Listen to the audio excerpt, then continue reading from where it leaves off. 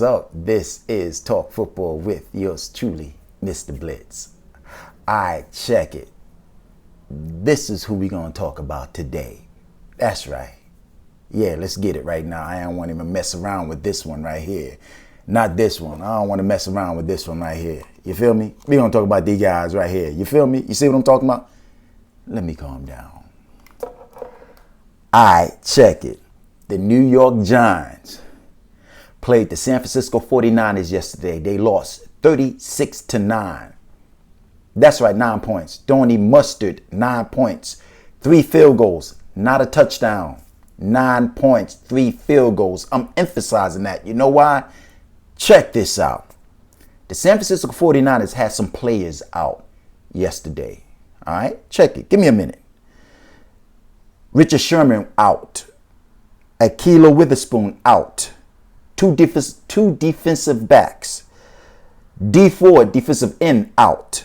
Nick Bosa out for the year, torn ACL. Solomon Thomas, defensive end, out. Dre Greenlawn, linebacker, out. That's on defense. Offense, starting guard, Tom Compton, out. Running back, Raheem Mozart, out. Tight end, George Kittle, out. Last but not least, quarterback, Jimmy Garoppolo, out. High ankle sprain. So check this out. Let's do the math. 1, 2, 3, 4, 5, 6. Hold up. 1, 2, 3, 4, 5, 6, 7, 8, 9, 10.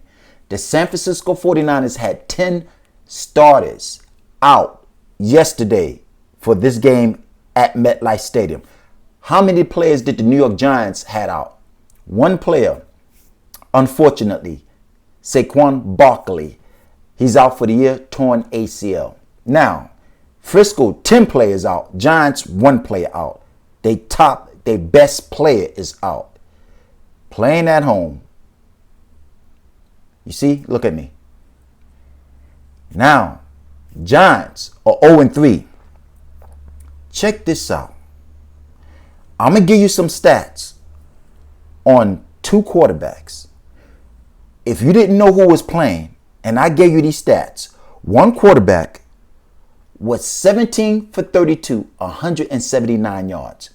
Another quarterback was 25 for 36 for 343 yards. Which quarterback, mind you, Nick Mullins, third-year quarterback out of Southern Miss, and Daniel Jones. I gave you both of those stats. Which one would you thought those stats belonged to? The 17 for 32, 179 yards, or the 24 for 36 for 343 yards? You see me, right? Nick Mullins showed up Danny Dime. Yeah, Danny Dime. Y'all gave him that name last year. You got to change that name. Danny Dime. How about Danny Nickle? Yeah, no more Danny Dime. Them days are gone and dead. Danny Nickle. Nick Mullins, the third-year quarterback, backing up Jimmy Garoppolo, the third-year quarterback out of Southern Miss, was 24 for 37. Make sure.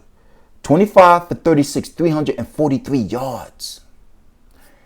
Daniel Jones was 17 for 32 for 179 yards. Nick Mullins was like, bam, bam, getting pressured, bam, bam, throwing it over linebackers, dropping them right into the receiver hand, bam, like that. That's what Nick Mullins was doing. That's what Daniel Jones supposed to have been doing yesterday. With all those players they had out, yeah, you're saying Frisco, man, they still played well. With all them players out, look what they did. But we're talking about the Giants now. Frisco, I don't want to take nothing away from Frisco, meaning the backups that they had in there. Okay, fine. But damn, Giants? Really? I mean, Saquon Barkley, their best player, is gone for the year. Everybody else needed to step up and play not decent, play well. Daniel Nickle. Yeah. The receivers. The tight ends. The defense, they didn't play well at all. Look at the final score. If you didn't see the game, you Giant fans, I know you saw it. Anybody else outside looking in, they like, damn, what's up with the Giants? Giants fans, I'm one of them. I got to keep it real and moving. It's going to be a long, long, long season. Yes. And thank goodness there was no fans in the stands.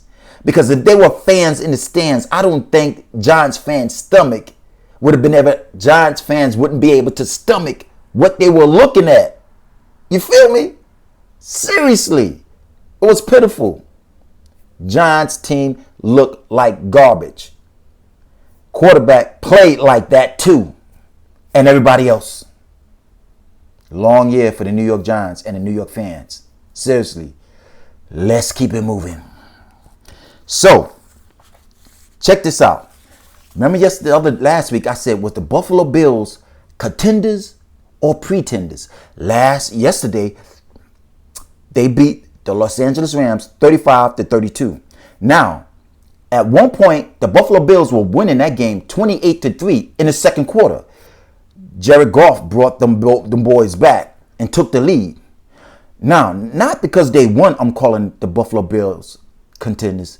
It's the way they won. They already was contenders. They look good, 2-0. But the way normally they would have lost that game. They got a big lead. They let the other team come back and they wound up losing. They got a big lead. The other team came back, but Buffalo came back and won the game. That's how you have to win sometimes. You got to blow teams out that you're supposed to blow out. Beat teams that you're supposed to beat. If it's a tight game, you got to find a way to beat that team too. And if you blow them out and you let them come back and they think they're going to win, but you want them coming back and beat them, still, you have to win a variety of ways to become a contender. The Buffalo Bills proved they could win in variety ways in 3 games this season now. So yes, they are not pretenders. They are contenders. All right, let's keep it moving. Check it. Let's talk about these guys right here. Yeah, I know you Dallas fans like, what the? Check it out. Let me tell you why. Let me tell you why you guys lost again. And I'm not a Dallas fan, but I keep it real and on point. See how I paused? Yeah, you know what I'm talking about, right? I keep it real and on point, and I keep it moving. Let me tell you, Dallas fan, why you boys can't get it right. Now, check it. Dak has some serious skills yesterday. He did what he's supposed to do.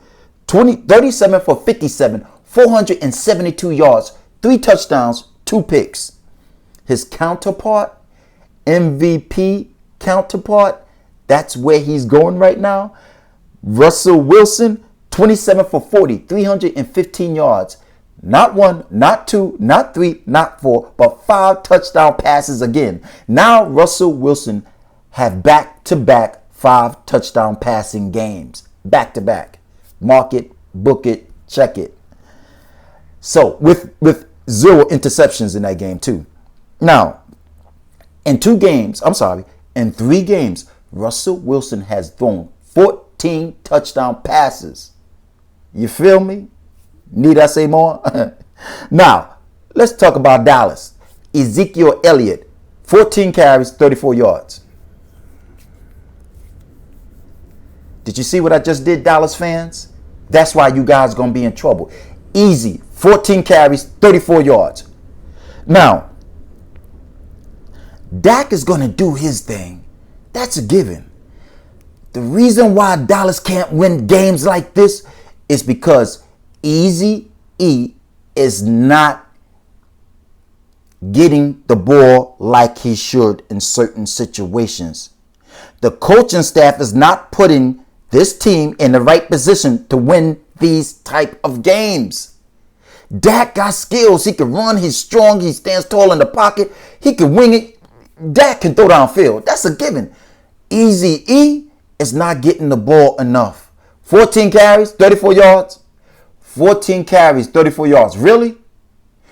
The coaching staff, Mike McCarthy, I thought he was going to come in there and build this team, make it around Easy E, give him the rock enough to make a big difference because Dak can throw the ball downfield. They need a running back who can run it down team's throat. Easy could do that. Dallas going to have problems throughout this year. Winning games they should win and losing games they shouldn't lose. I'm going to tell you what's going to go down. Then I'm going to move. Then I'm going to keep it moving. Easy is going to put up, Dak is going to put up a lot of passing yards this year. And if they don't get into the playoffs or even go further or even reach the Super Bowl and Dak put up all these passing yards, they still not going to give him a contract and Dak is going to be gone. It's not Dak's fault why Dallas is not winning these games. I'm going to tell you why they're not winning these games. It's the coaching staff.